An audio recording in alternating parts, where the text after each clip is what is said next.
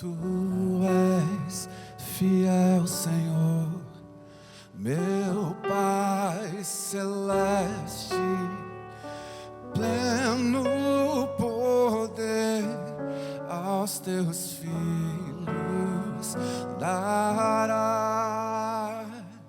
Nunca mudaste, tu nunca faltaste, tal como eras, tu sempre serás. Tu és fiel, Senhor, tu és fiel, Senhor, dia após dia, com bênçãos sem fim. Tua mercê me sustenta e me guarda. Tu és fiel, Senhor, fiel a mim. Bom domingo, meu irmão, bom domingo, minha irmã. Vocês que nos veem de tantas partes em todo o mundo. O nosso coração se alegra diante do Senhor neste novo dia, reconhecendo a sua fidelidade acima de todas as coisas. Ele tem cuidado de nós, Ele tem cuidado de você. Louvado seja o teu nome, Senhor, pela tua bondade e pela tua fidelidade. Esse tempo de quarentena tem nos convidado a tantas reflexões, não é verdade? E eu tenho vivido experiências lindas com o Senhor na minha casa, com a minha esposa. Eu tenho procurado não estar apenas distraído, não estar apenas me entretendo. Em alguns momentos isso é bom também, mas eu não quero que todo esse tempo seja apenas distração. Eu quero me aprofundar e mergulhar mais fundo em reflexão com o Senhor. Por exemplo, uma coisa que eu percebi que eu cresci um pouco nesse período é na minha qualidade de lavar louça, por exemplo. Eu estou melhor. E eu me lembro da época em que eu era criança e que eu chegava em casa e um dos meus irmãos ou irmãs tinha uma cozinha arrumada e eles ficavam bravos e diziam algo do tipo: olha, não venham bagunçar a minha cozinha. E eu estou fazendo mais ou menos a mesma coisa agora que eu arrumo. É muito interessante. O outro desafio que eu estou vencendo aos poucos é o desafio de convencer os meus pais, meu papai e minha mamãe, que são idosos, a ficarem em casa.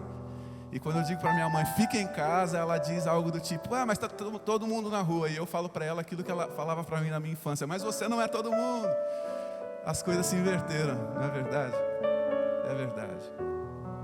Agora, desde ontem eu estava pensando sobre o hoje, sobre o que compartilharíamos. E o que eu pedi ao Senhor em súplica muito sincera é: Senhor, enche o meu coração de esperança para que eu possa cantar sobre a esperança com esperança. E assim tem sido. E a ideia que me veio à mente quando eu clamava ao Senhor pedindo por esperança é: a ideia que não é nova, mas o debruçar-me na palavra e nas escrituras. E aí, ao buscar nas escrituras um consolo e a esperança que a minha alma clama ao Senhor, eu me lembrei de um texto onde o nosso Deus falava ao seu povo em meio a um exílio: eu sei os planos que tenho a vosso respeito, planos de paz e não de mal. Nós vivemos dias em que muitas vezes a gente não sabe mais qual é o plano. A gente não sabe mais o que acontecerá depois. A gente não sabe exatamente, mas o que podemos lembrar é que o Senhor ainda sabe. Quando eu não sei mais o plano para mim, para o meu amigo ou para o meu irmão, Deus ainda sabe. Quando eu não sei qual será o plano para daqui 2 meses, Deus ainda sabe. Ele sabe os planos que tem a nosso respeito. Que o nosso coração finalmente descanse nisso, lembrando de que a mão do Senhor continua nos guardando e nós permanecemos sob e sobre as mãos de um Deus que nunca mudou e nunca vai mudar. Ele tem cuidado de nós e nós podemos cantar sobre a fidelidade dele mais uma vez. Pleno perdão tu dás, paz, segurança, cada momento me guias, Senhor, e no porvir, ó, que doce esperança, desfrutarei do teu rico favor. Vamos cantar juntos? Tu és fiel, Senhor, Tu és fiel, Senhor, dia após dia, com bênçãos sem fim. A tua mercê me sustenta e me guarda. Tu és fiel, Senhor, Tu és fiel, Senhor, Tu és fiel, Senhor, fiel a nós.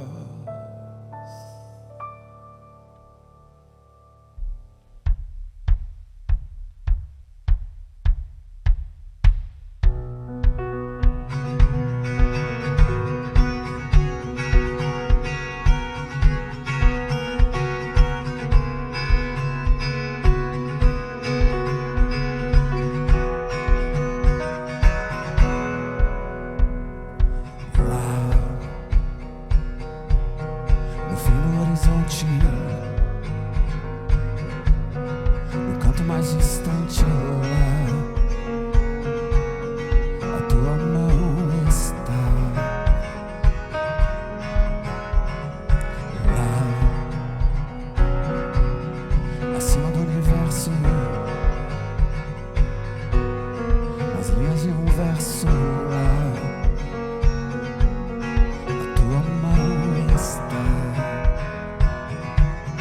se eu for ao mais profundo mar, ali tua mão está, ali tua mão está. Nem sempre eu posso ver, mas além do meu olhar, sim, Senhor, tua mão está lá no imenso firmamento, em todos os momentos lá, a tua mão está lá, no coração que chora, um abraço que consola lá, a tua mão está, a tua mão. Se eu for ao céu, ao mais profundo mar, ali tua mão está, ali tua mão está. Nem sempre eu posso ver, mas além do meu olhar, a tua mão está, a tua mão está.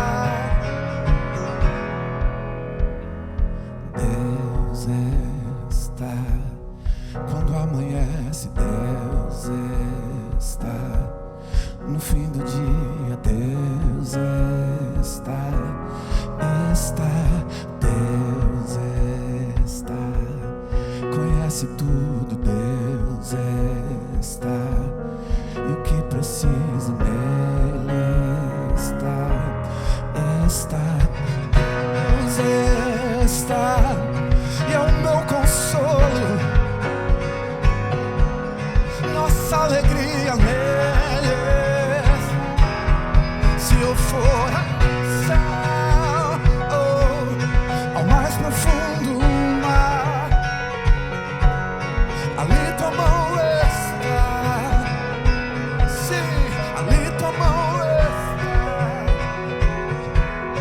nem sempre eu posso ver, mas além do meu olhar, a tua mão está, Senhor, a tua mão está, a tua mão está.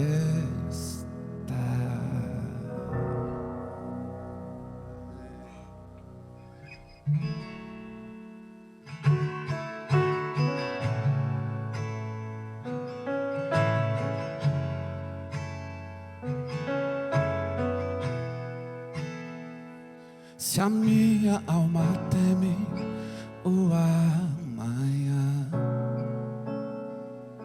e o coração não vê teu cuidado, se eu não consigo ouvir a tua voz, ainda assim confiarei.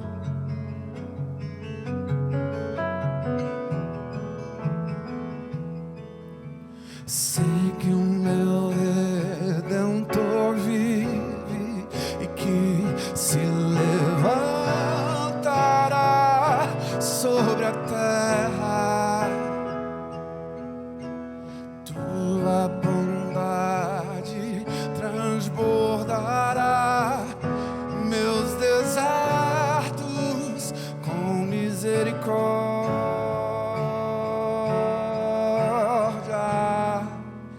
Tua forte mão guarda os meus dias, mesmo sem te ver, eu pertenço a ti. O teu perdão me cura, Deus, a tua cruz me limpa. Eu sei que não mereço, mas me amas com amor sem fim.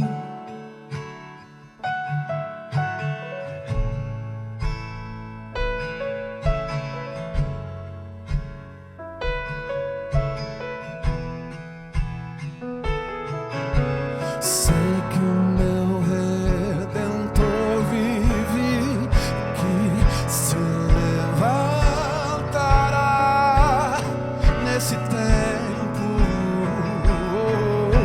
A tua bondade transbordará meus desertos com misericórdia.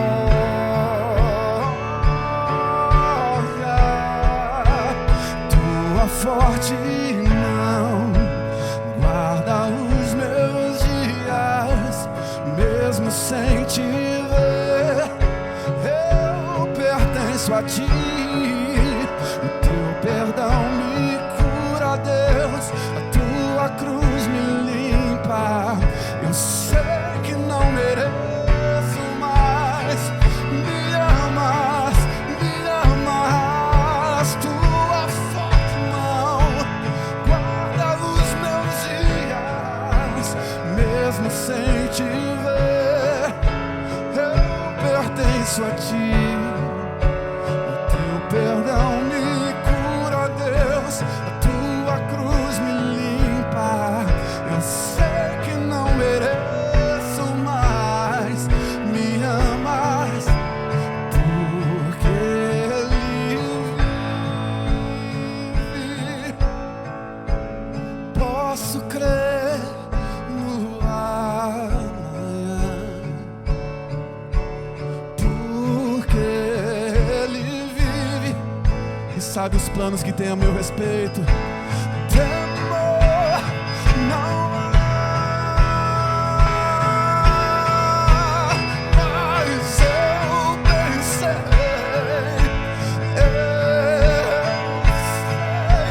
que a minha vida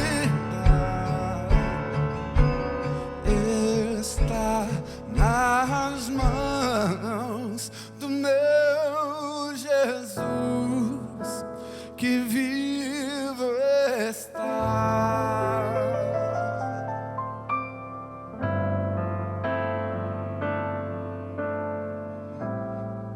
Lindo, lindo, lindo és, glória.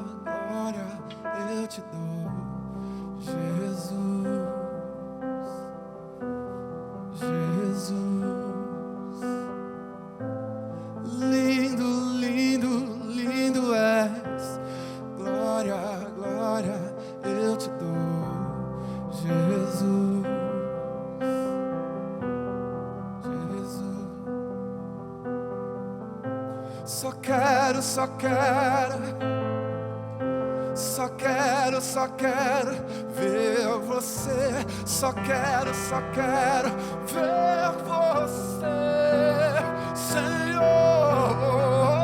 Só quero ver você. Só quero ver você. Só quero ver você. O que é que os anjos veem que os fazem se prostrar? O que é que os anjos veem que os fazem cantar santo?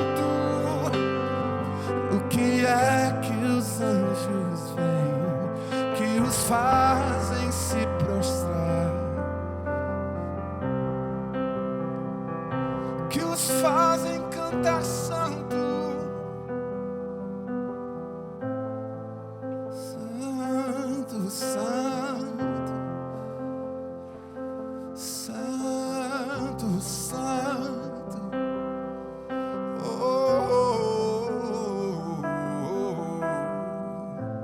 Santo, santo, santo, santo, santo. Então minha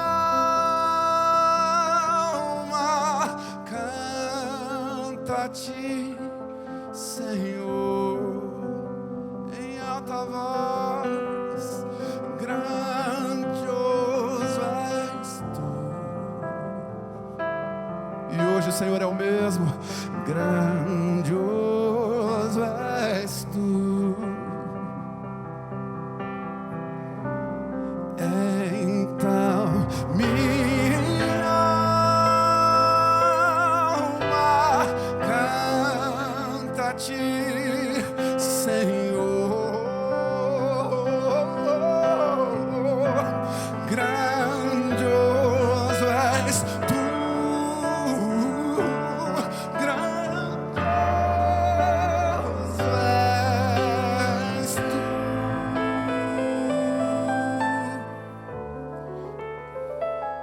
Grandioso és tu.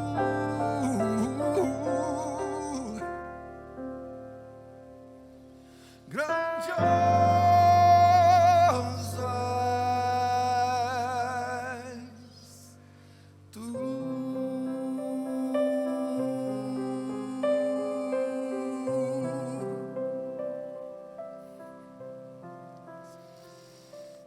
Amém. Grandioso é o nosso Deus.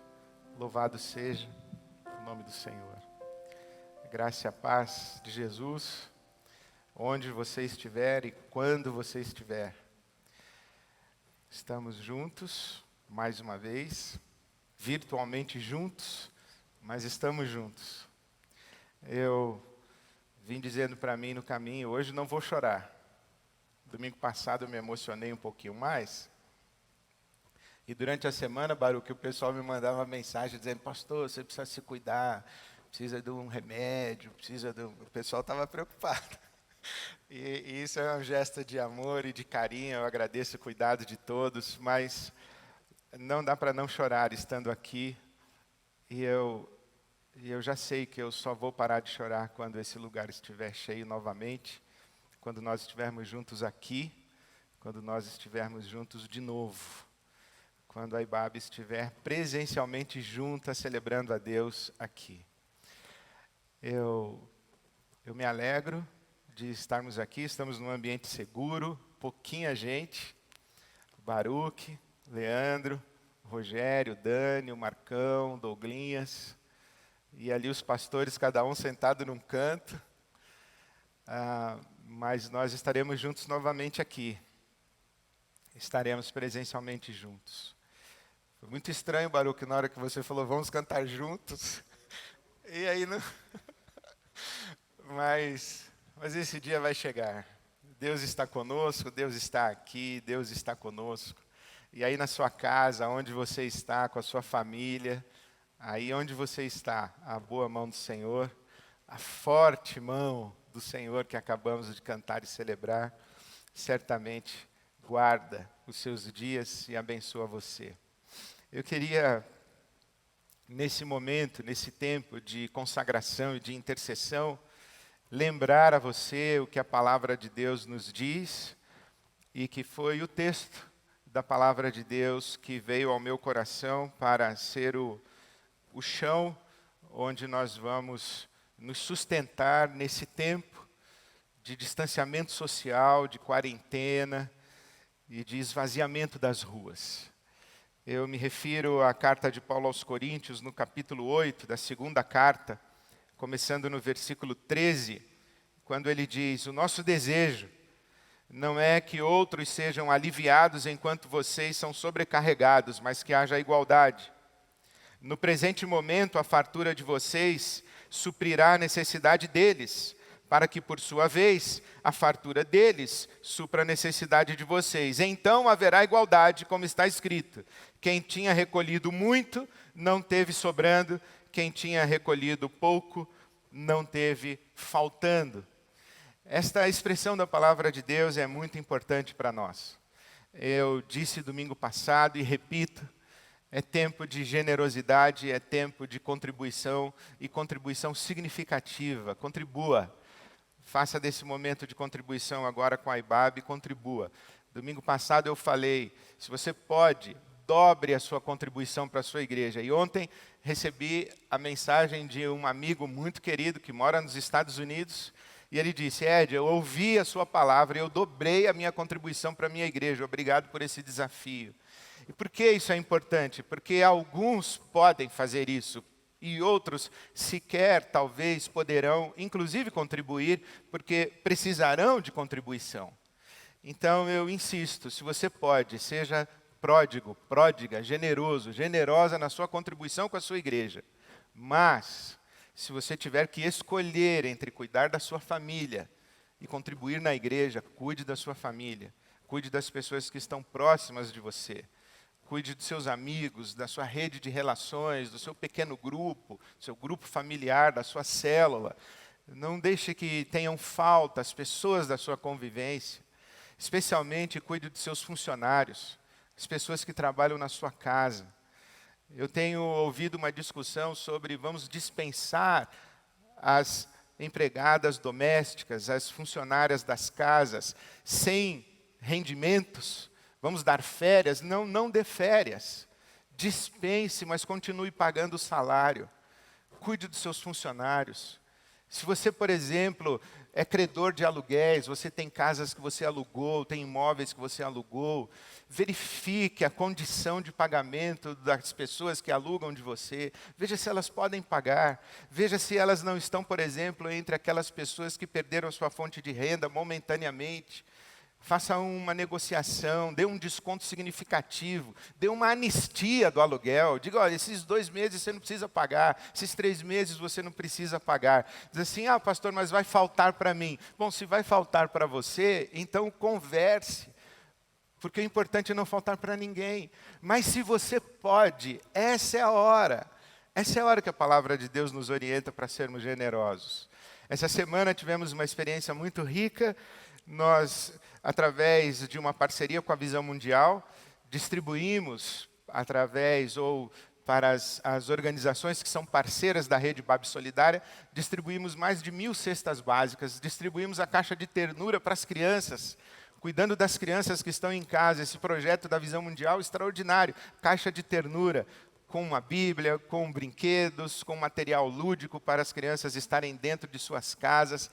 Estamos tentando cuidar das famílias. O IBAB Criança produzido os vídeos com as histórias, com as brincadeiras, com os brinquedos, com a arte. Nós estamos cuidando, estamos querendo nos cuidar uns aos outros. Então vamos fazer esse cuidado integral. Vamos cuidar das nossas emoções, vamos lavar a louça, né, Baruch? Vamos cuidar da casa, vamos cuidar uns dos outros e vamos nos ajudar, inclusive, financeiramente. Então, nesse tempo agora, dedique aí alguns instantes à intercessão e, se você puder, e se assim está no seu coração, faça a sua oferta e a sua contribuição.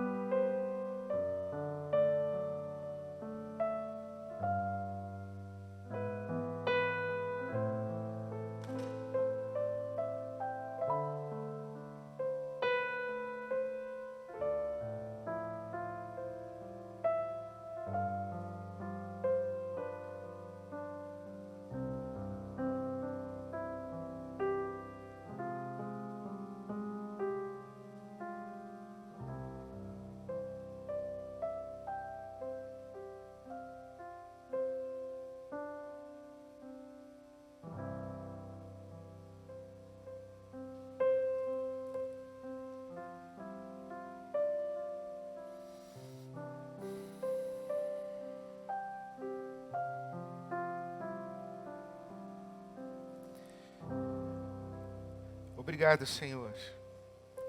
Obrigado, Senhor, por tua forte mão que guarda os nossos dias. Obrigado, Senhor. Obrigado por tua forte mão que lá está, em todo lugar, em todo tempo e com todo mundo. Obrigado, Senhor. Obrigado pelo nosso encontro. Obrigado por estarmos juntos neste lugar chamado oração. Obrigado por estarmos juntos neste lugar chamado adoração. Também unimos as nossas vozes, as vozes dos anjos. E dizemos: Santo, Santo, Santo é o Senhor. Lindo, lindo, lindo é o Senhor. Glória ao teu nome.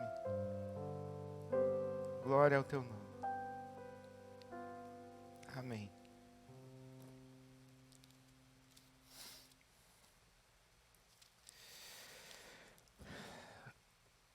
Hoje eu quero contar a história de José do Egito para você. E falar sobre o paradoxo da pandemia. O paradoxo da pandemia. A história de José começa no capítulo 37 do livro do Gênesis. José é filho de Jacó, que é filho de Isaac, que é filho de Abraão. Portanto, José é bisneto de Abraão. José é a descendência dos patriarcas de Israel. Abraão, Isaac, Jacó, José. Jacó teve filhos com Lia, sua primeira mulher, com Zilpa, a sua serva de Lia, e com Raquel, porque Raquel era a mulher da vida de Jacó. Jacó amava Raquel. E com Raquel, Jacó teve 2 filhos, José e Benjamim. José é o primogênito de Jacó com Raquel. E por isso, por ser o primogênito com a mulher do seu amor, José era seu filho predileto, seu filho escolhido. José tinha sonhos. José sonhou que os seus irmãos, mais precisamente 11 irmãos, ficariam à sua volta e se prostrariam diante dele. E certa manhã José se levanta e diz: eu sonhei também com papai e mamãe. Eles estavam também se prostrando diante de mim. Bom, os irmãos de José não gostaram e não gostavam dessa postura de José. Cultivaram para com ele um ciúmes, uma raiva, talvez até um ódio, motivado pela inveja. Sabe lá que coisas ocupam o coração humano. Mas o fato é que os irmãos trataram a morte de José e levaram-no para o deserto, e ali no deserto tramaram a sua morte. Mas um dos seus irmãos, Rubem, disse: não vamos matá-lo, vamos vendê-lo como escravo, porque passava uma caravana de mercadores de escravos. Então alguém disse: vamos vendê-lo como escravo. E assim eles pegaram as vestes de José, misturaram com sangue de um animal, levaram ao seu pai Jacó e disseram: José, seu filho, foi morto. Mas na verdade os irmãos o venderam como escravo para o Egito. Chegando no Egito, José foi trabalhar na casa de um oficial militar chamado Potifar. E ali na casa de Potifar foi abençoado, porque a mão de Deus estava sobre ele. E Potifar ficou muito impressionado com ele e transformou José num homem de sua confiança. É ali na casa de Potifar que José sofre o assédio da esposa desse militar. E José responde dizendo: eu não posso fazer isso, eu não posso pecar contra Deus, eu não posso pecar contra o seu marido, e você não é minha mulher, você é mulher de Potifar. Aquela mulher não se satisfaz com a resposta, então ela acusa José de assédio, e por causa desta acusação falsa, José vai parar na prisão. Mas ali na prisão, a mão do Senhor estava com José. E ele, que tinha o estranho hábito de sonhar e interpretar sonhos, recebe da parte de Deus revelação, e ele interpreta sonhos das pessoas ali na prisão, do copeiro, do padeiro. E o chefe da prisão faz de José uma pessoa de sua confiança. E José ganha uma certa notoriedade e fama, até que esta fama de José chega aos ouvidos de Faraó, porque Faraó havia sonhado o famoso sonho das 7 vacas gordas e das 7 vacas magras. E ninguém no Egito foi capaz de interpretar o sonho do Faraó. Até que alguém se lembrou que na prisão existia um jovem que interpretava sonhos, e José é chamado à presença de Faraó e interpreta os sonhos dizendo que haveria um tempo de fartura e prosperidade, seguido de um tempo de fome e necessidade. E que o Egito deveria aproveitar o tempo de fartura para armazenar condições, mantimentos, alimentos e fazer provisão para o tempo da escassez. Assim foi feito. E José cai nas graças de Faraó, porque a mão do Senhor era sobre José. E Faraó faz de José o principal homem do Egito. Coloca no dedo de José o seu anel. E José muda o nome. José tem o nome mudado para Zafenate Paneia. Agora José é um perfeito egípcio. Ele tem filhos com a filha de Faraó e a filha de um feiticeiro, de um mago do Egito. Mas acontece que o tempo da escassez chega. E quando o tempo da escassez chega, os irmãos de José vão ao Egito em busca de provisão, porque ali no Egito houve planejamento e agora eles estavam com condições de suprir e comercializar com toda a terra de então. Quando chegam ao Egito, José os identifica e manda que sejam trazidos à sua presença. Ali, diante dos seus irmãos, o irmão traído, o irmão sobre quem se conspirou morte, José, diante dos seus irmãos, ele chora. Enquanto está em audiência com os irmãos, ele precisa sair e se retirar para chorar. E ele chora tão alto que pelos corredores do palácio se ouve o seu clamor. Mas ele volta e se identifica aos irmãos que não o reconheceram, porque ele estava com trajes egípcios, com maquiagem egípcia, com uma feição egípcia. Ele era um perfeito egípcio. Mas José se desmonta, se desmancha e se revela a eles: eu sou José, seu irmão. E os irmãos temem muito. Mas José manda que busquem seus pais e eles vêm para o Egito. E assim José se reconcilia com os irmãos, perdoa seus irmãos e oferece aos seus irmãos condição de vida ali no Egito. Até que morre Jacó, o pai. E quando Jacó morreu, os irmãos de José, eles ficam com mais medo ainda e dizem uns aos outros: agora que o papai morreu, José vai se vingar de nós. José não se vingou de nós porque papai estava vivo. Mas agora que o papai morreu, ele vai nos matar, ele não vai deixar barato o que fizemos com ele, a traição que cometemos contra ele. E é então que chegamos ao capítulo 50 do livro do Gênesis. Quando José se dirige aos seus irmãos e diz as seguintes palavras: não tenham medo. Estaria eu no lugar de Deus? Não tenham medo. Estaria eu no lugar de Deus? Vocês planejaram mal contra mim, mas Deus o tornou em bem, para que hoje fosse preservada a vida de muitos. Por isso, não tenham medo. Eu sustentarei vocês e seus filhos. E assim os tranquilizou e lhes falou amavelmente, amorosamente.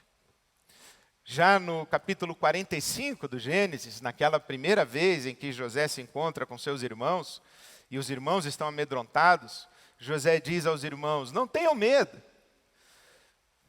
porque Deus me trouxe para o Egito.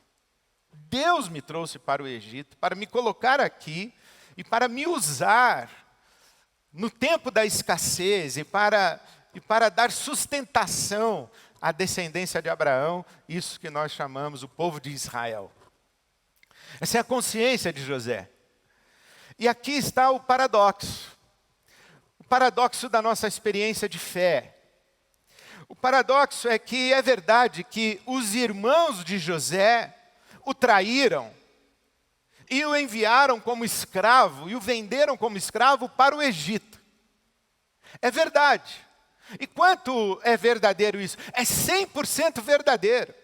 Quantos são responsáveis os irmãos de José pelo seu infortúnio no Egito? 100% responsáveis. Eles decidiram, eles fizeram. Eles são moralmente responsáveis pelo que fizeram. Entretanto, José diz assim: mas foi a mão de Deus que me trouxe para cá.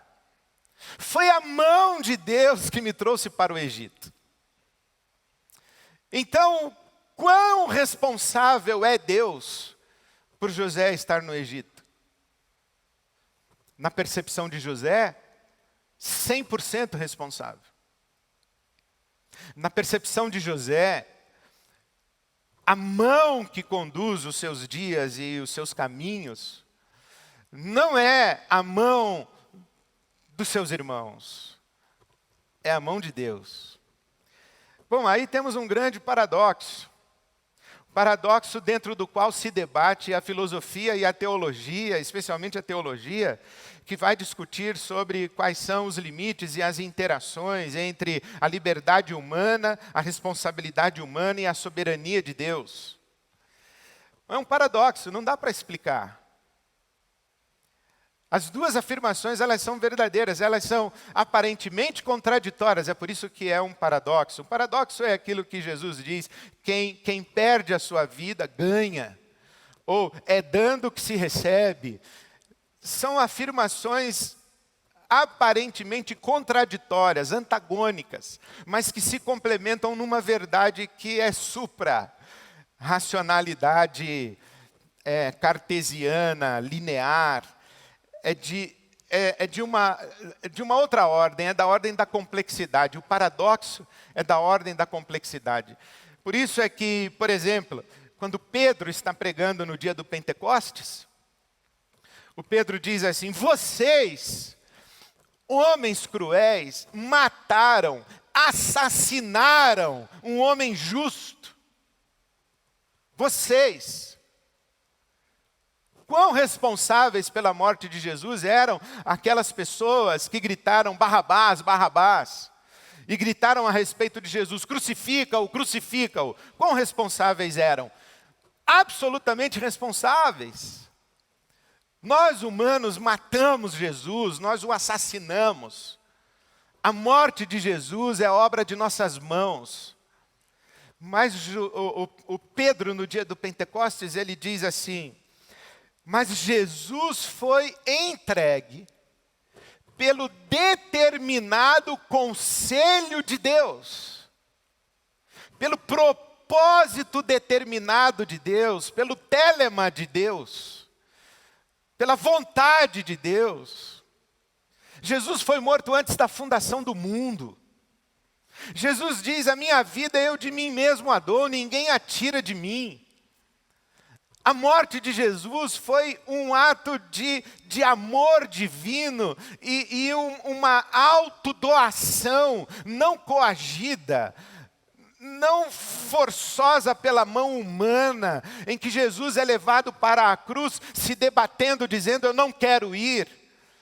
Não, existe uma aliança na economia das três pessoas divinas, em que fica claro que a morte de Jesus é um propósito de Deus e atende a um propósito de Deus na sua sabedoria eterna, que talvez extrapole a nossa inteligência. Tanto é que Paulo, apóstolo, vai dizer que a morte de Jesus é loucura e escândalo.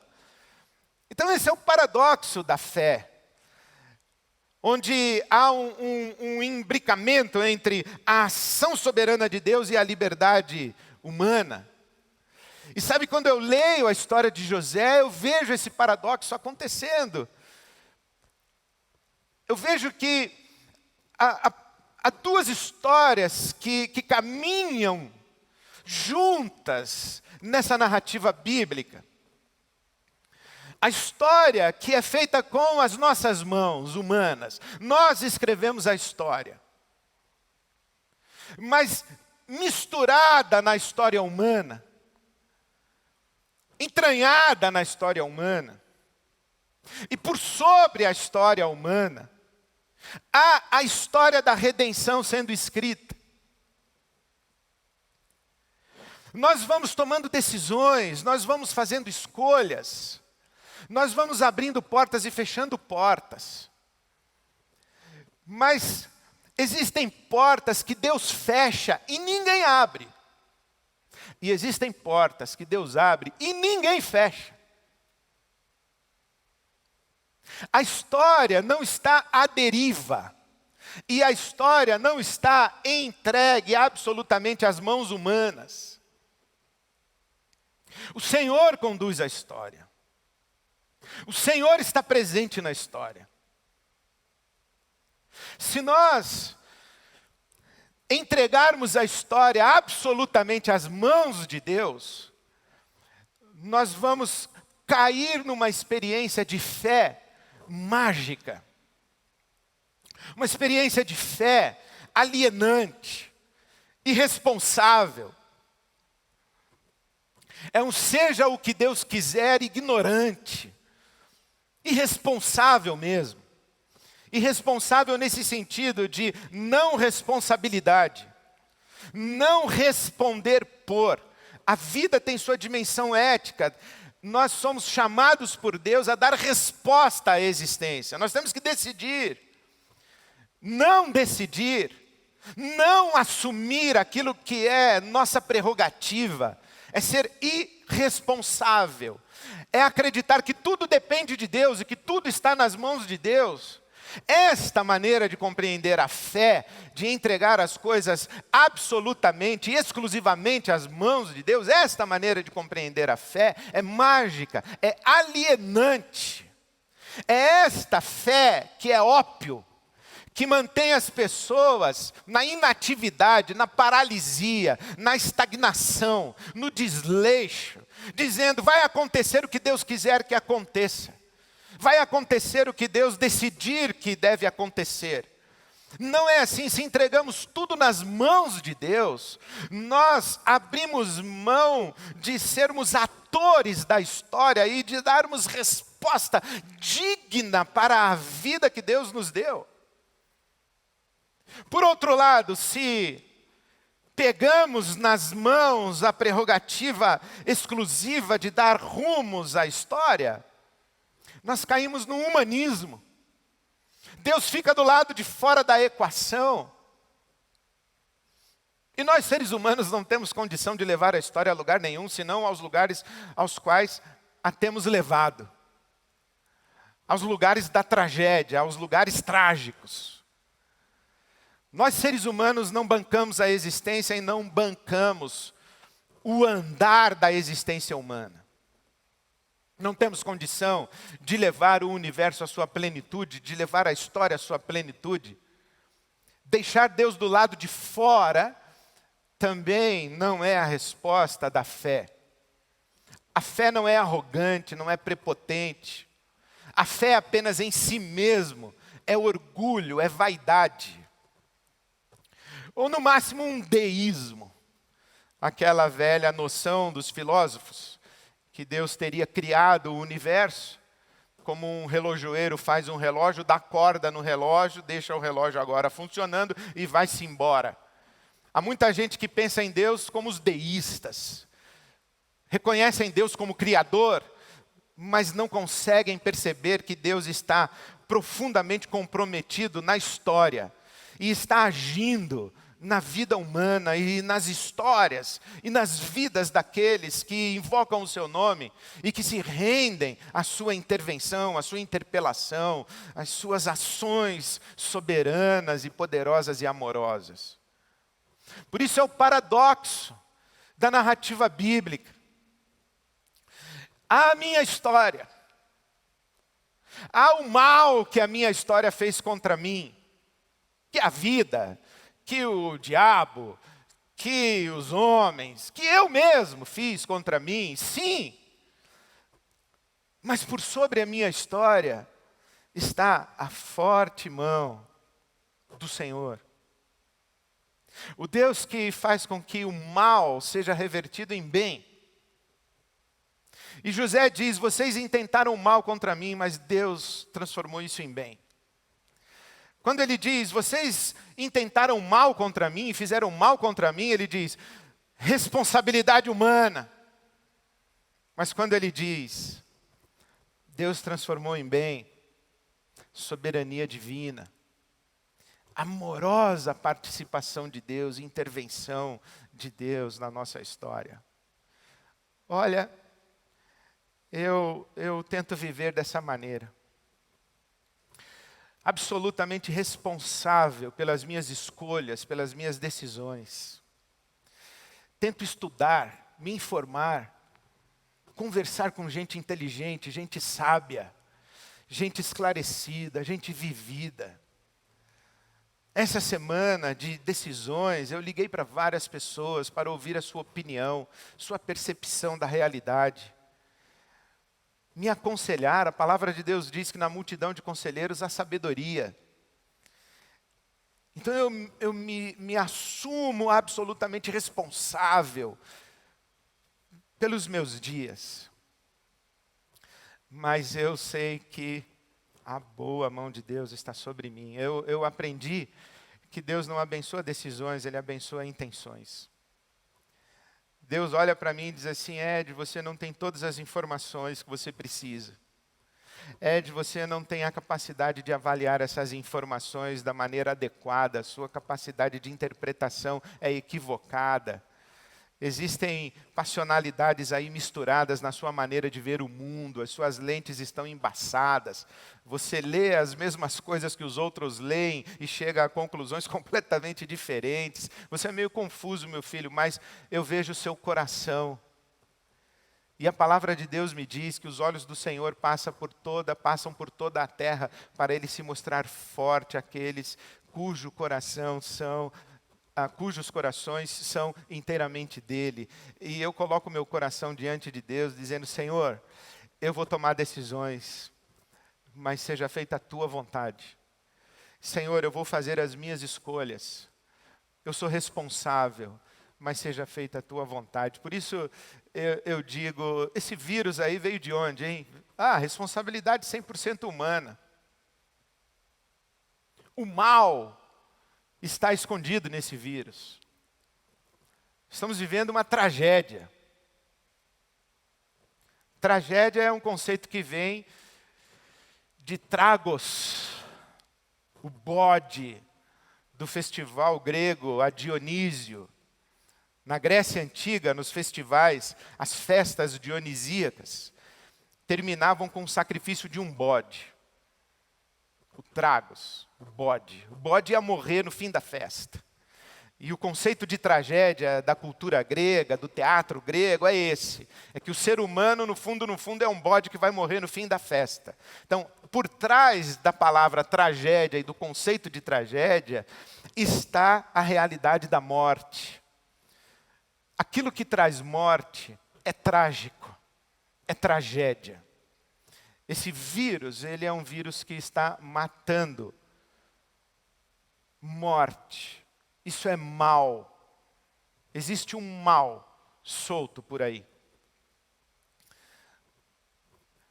aqueles que não tomam providências contundentes de resistência a esse mal que mata. Quem é displicente, negligente, com o mal que mata, é cúmplice do mal que mata.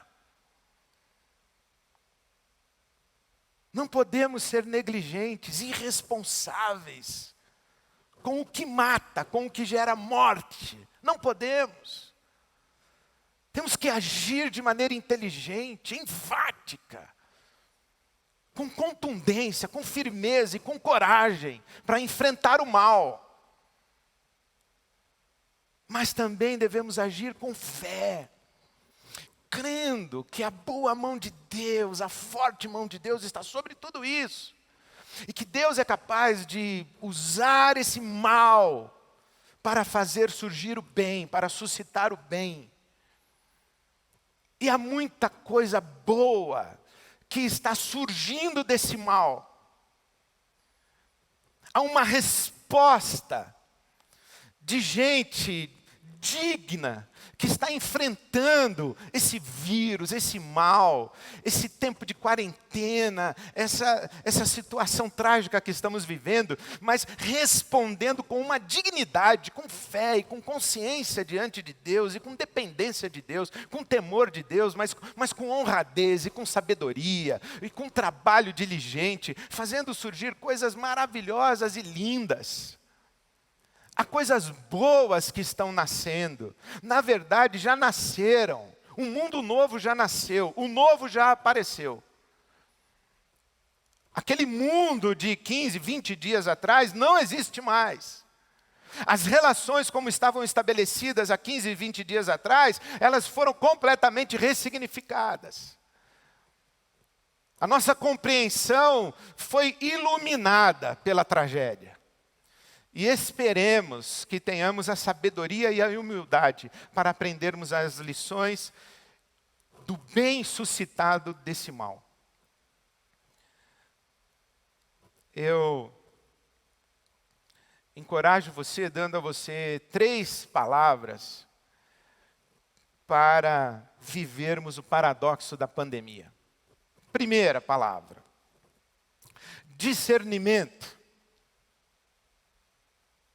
Que os seus olhos sejam abertos para você enxergar o caminho do mal. Porque você tem que enxergar o caminho do mal para resistir a ele, para dar respostas a ele. Enxergar os agentes do mal, as vozes do mal, as palavras do mal, os conselhos do mal. Enxergue isso daí, porque você tem que tomar decisões. Então, discernimento. Que seus olhos sejam abertos para você enxergar o caminho do bem. O caminho de Deus, por onde Deus está passando. O que é que Deus está fazendo. Isso que José enxerga. Ele está sendo vendido como escravo para o Egito, mas ele diz: a mão de Deus é comigo. Ele está na casa de Potifar e ele diz: a mão de Deus é comigo. Ele é acusado injustamente de assédio e vai parar na prisão. E lá na prisão ele diz: a mão de Deus é comigo. Ele se torna o maioral no Egito e ele diz: a mão de Deus é comigo, eu estou aqui para servir a Deus. Ele se encontra com seus irmãos e ele diz: a mão de Deus é comigo. Ele sepulta o seu pai e ele diz: a mão de Deus é comigo. Em todo o tempo, a mão de Deus é comigo. Olha, que você enxergue a mão de Deus na sua vida. O que é que Deus está fazendo?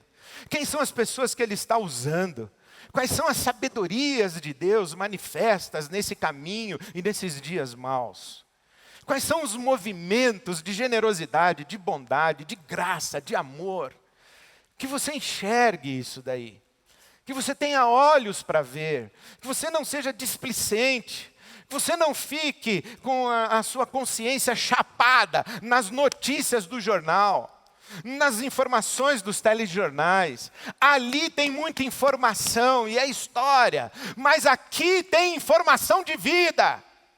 Deus fala aqui, Deus está agindo no mundo, então que você enxergue nos fatos da nossa história, que você enxergue a história da redenção, as mudanças que estão acontecendo na igreja, as interpelações do Espírito Santo à nossa fé, que você enxergue, que você ouça, discernimento, meu irmão, minha irmã, coloque o seu joelho no chão, peça a Deus, Senhor, abra os meus olhos.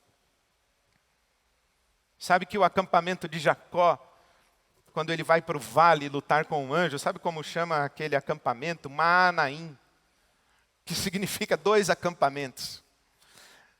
O acampamento de Jacó e o acampamento dos anjos.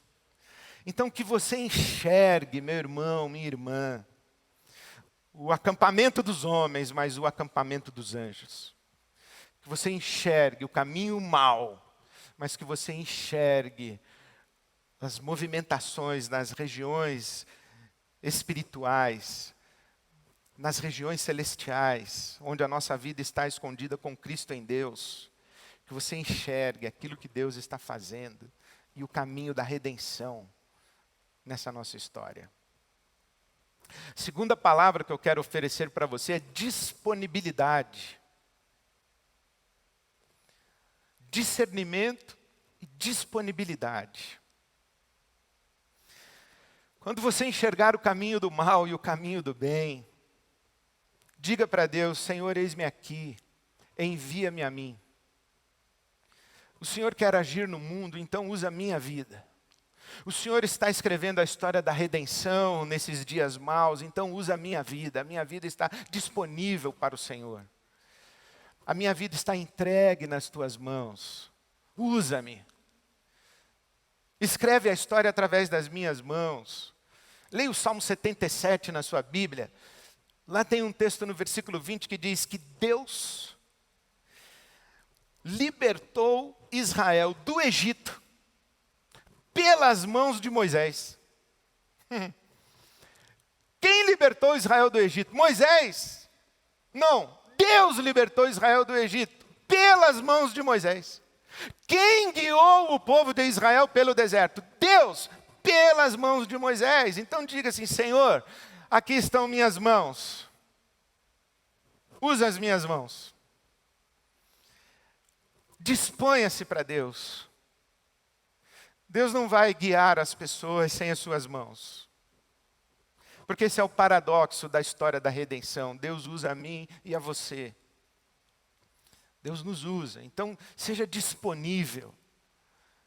Sirva. Doe. Abençoe. Seja útil. Construa. Crie. Trabalhe. Seja trabalhador, trabalhadora. Quarentena não é férias. Quarentena não é férias, você não está em casa para descansar, para curtir. Nós estamos em casa, recolhidos responsavelmente. Mas nós podemos criar, trabalhar, gerar beleza. Eu ontem recebi um vídeo feito por um pessoal da IBAB. IBAB Junta. Hashtag IBAB Junta. E eu quero agradecer ao Leonardo, quero agradecer a todos os que participaram desse vídeo, porque quando eu abri e comecei a ver aquele vídeo, as lágrimas vieram ao meu coração e eu chorei muito. Eu estava precisando chorar mais. Eu chorei muito. E agradeci muito a Deus que lá em casa, alguém pensou em agradecer aos pastores, aos voluntários, aos funcionários da IBAB, e fez um vídeo dizendo a IBAB Junta, a IBAB é real. E me abençoou demais. Muito. Um pequeno gesto, mas que fez muita diferença. Então, disponha-se a pequenos gestos para abençoar pessoas de todas as maneiras que você puder, que você tiver condição. Eu vou dizer para você uma coisa, o trabalho cura, servir cura a gente. Servir, abençoar pessoas, criar, faz com que a assombração vá embora da nossa casa. Porque nós estamos ocupados abençoando pessoas em nome de Jesus e para a glória de Deus. Nós estamos com as nossas mãos ocupadas, rendidas às mãos de Deus, para que Deus abençoe pessoas através das nossas mãos. Então faça isso. Discernimento, disponibilidade. Terceiro, descanso. Não se esqueça, meu irmão, minha irmã, há um caminho do mal.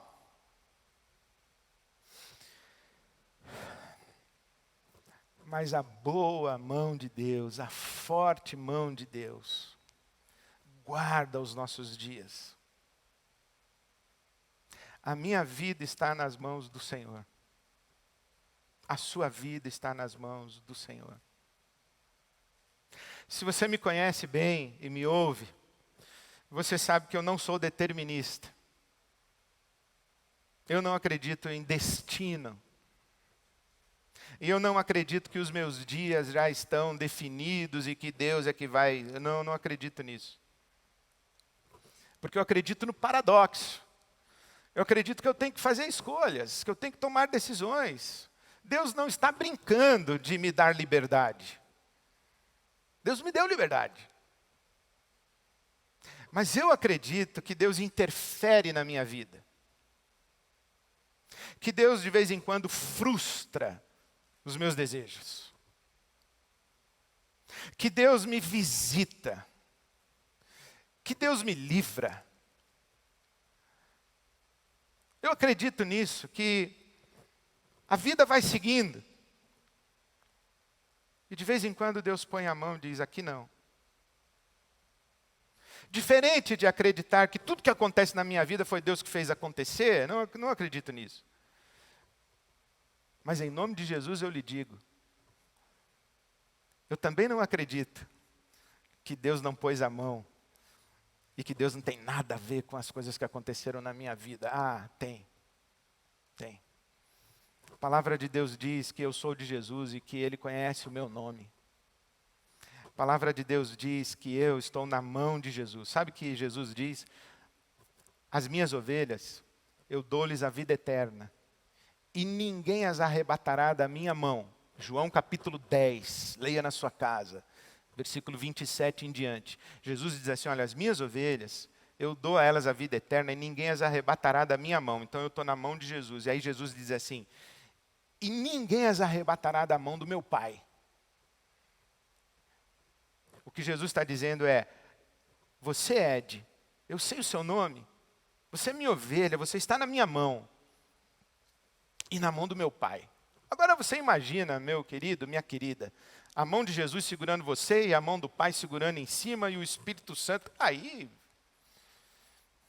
olhe, descanse, confie em Deus, viva esse paradoxo, viva o paradoxo das suas responsabilidades, mas descanse na boa, na forte mão de Deus. O Senhor é contigo.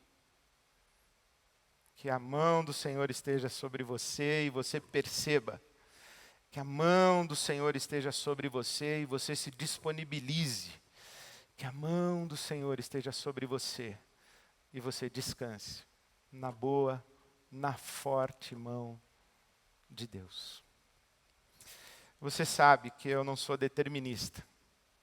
Mas tem um hino que eu acho muito lindo que diz assim.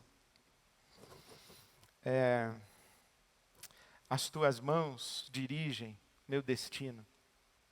Acasos para mim não haverá. O eterno Pai guia o meu caminho. Bom, se eu acreditar que só as mãos de Deus dirigem o meu destino, eu caio na fé mágica que eu critiquei. Mas se eu não acreditar que as mãos de Deus estão sobre a minha vida, que diferença faz um Deus que não interfere nos nossos dias? Que diferença faz um Deus que nos deixa entregues à mercê do mal? Meu irmão, minha irmã, as tuas mãos dirigem a minha vida, a minha aventura. Discernimento, disponibilidade, descanso. Em nome de Jesus. Amém. E então, Baruque, o que cantaremos? O que celebraremos? Leandro.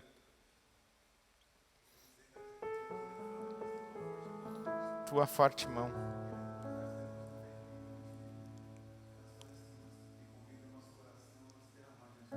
Amém. Então façamos isso. Amém.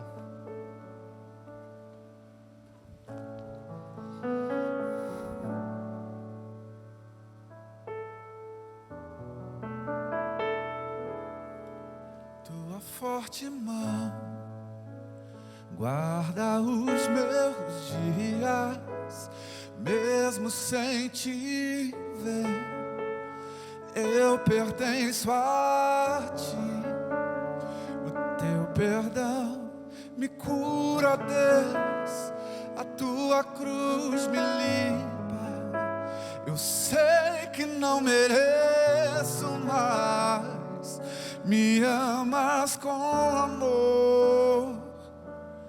Tua forte mão guarda os meus dias, mesmo sem te ver. Eu pertenço a ti. O teu perdão me cura, Deus. Tua cruz me limpa. Eu sei que não mereço mais. Me amas com amor sem fim.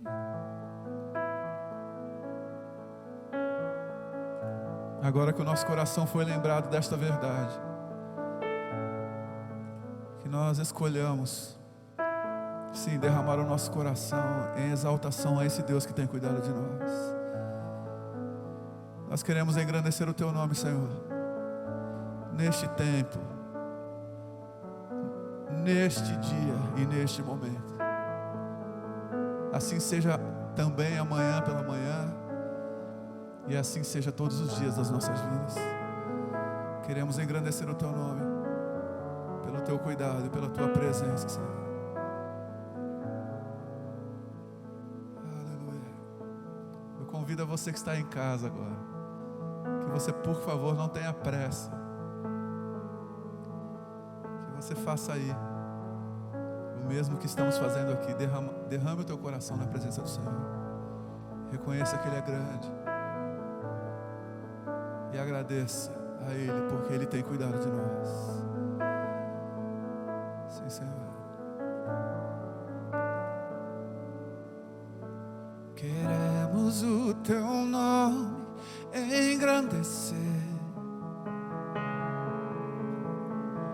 e agradecer-te por Tua obra em nossas vidas.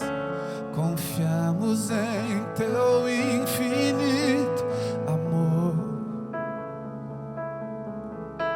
pois só Tu és o Deus eterno sobre toda a terra e céu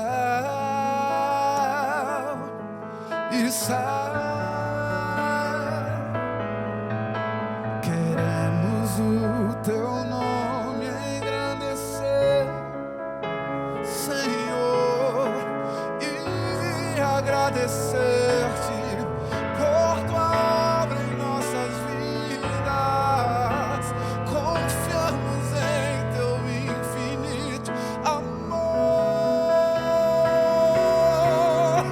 pois só Tu és o Deus eterno sobre toda a terra e céu.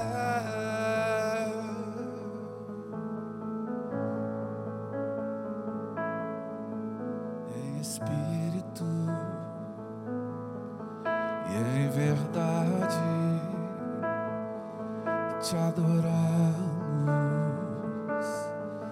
te adoramos. Em espírito e em verdade te adoramos. te adoramos, Rei dos Reis e Senhor.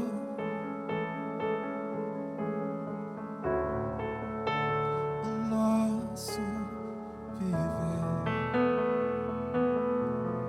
Rei dos Reis e Senhor, te entregamos o nosso viver para te adorar, ó Rei dos Reis.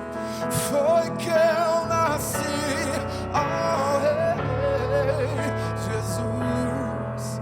O meu prazer é te louvar, meu prazer é estar nos átrios do Senhor. Meu prazer é viver na casa de Deus, onde flui o amor. Meu prazer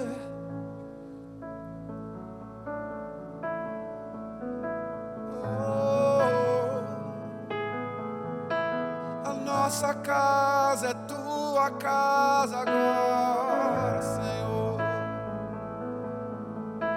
Este templo é tua casa agora, Senhor. Nós te adoramos, Deus. Invade os lares, Espírito Santo. Traz vida e esperança, traz consolo, Senhor. Nos deixe perceber o teu agir no meio disso tudo e nos dá descanso e confiança no teu cuidado, discernimento, disponibilidade, Senhor. Oh, Senhor, alcança agora este coração que sofre, que teme, que chora. Alcança agora, Senhor, com tua forte mão, com tua poderosa mão, Senhor.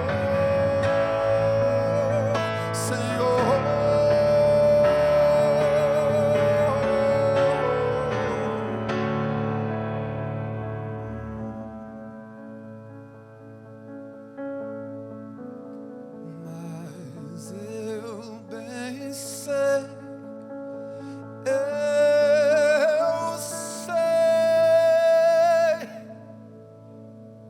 eu sei que a minha vida,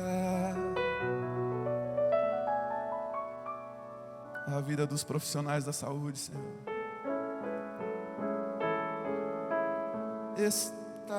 estão nas mãos, as nossas vidas estão nas mãos do meu Jesus,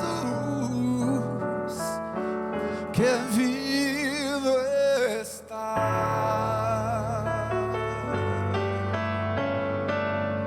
Desfrute da graça, da bondade, do cuidado do Senhor sobre a sua vida nesta semana, meu irmão, minha irmã. Deus abençoe você. Boa semana a todos.